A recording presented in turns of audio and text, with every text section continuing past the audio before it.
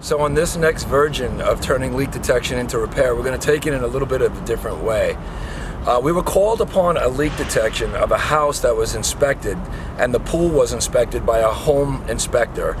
There are a couple of issues that we have with that. That's why we created an inspection, leak detection, and inspection program. But on this one, an inspector did the pool inspection, and he actually stated that he used a leak analyzer on the pool.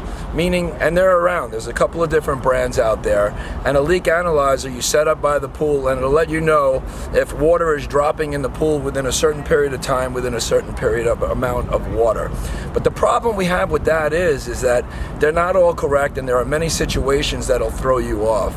Number one is we're going to show you in this video where we had a bond beam break. So when the spa filled to spill over to the pool, it was leaking out of the bond beam. You would have never known that using a leak analyzer. Check out the video and we're going to show you. So again, we're going to treat this leak detection right from the very beginning and inspect absolutely everything. We could see we have a raised wall, raised spa, and a regular pool. I'm going to show you here in the video. Next thing we're going to do, again, before we listen, we're going to walk it, but now we're going to listen with our pool scope. Everything is off. Weight of the water would be pushing out is what allows us to hear leaks. We're going to listen to skimmers.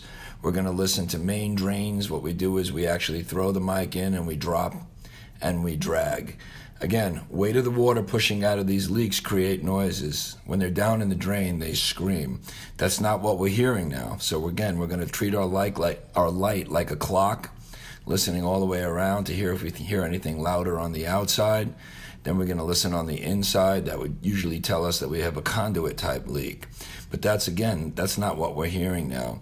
When we come to the spa, we think we're hearing something up in the upper bond beam, but we're also going to check out the whole entire spa. When we hear those leaks on the upper bond beams, those leaks aren't as loud as they normally are because, again, they're closer to the top of the actual water column. When we actually get our mic right on that bond beam leak, and it's hard to see, you could hardly physically see it from looking from this point. We're going to show you with a mirror and a dye injector, but we're hearing a leak all up in this area.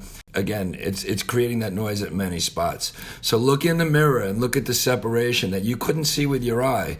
So an inspector, a trained inspector, needs to be able to look, use mirrors, use listening devices. Otherwise, they're going to miss these types of leaks and these type of bond beam breaks all the time, which is going to wind up costing somebody money.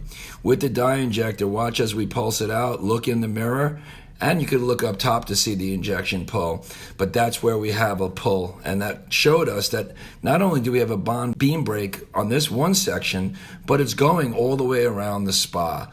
And again, we were able to hear those leaks. So keep your eyes open and listen, and you won't miss these leaks.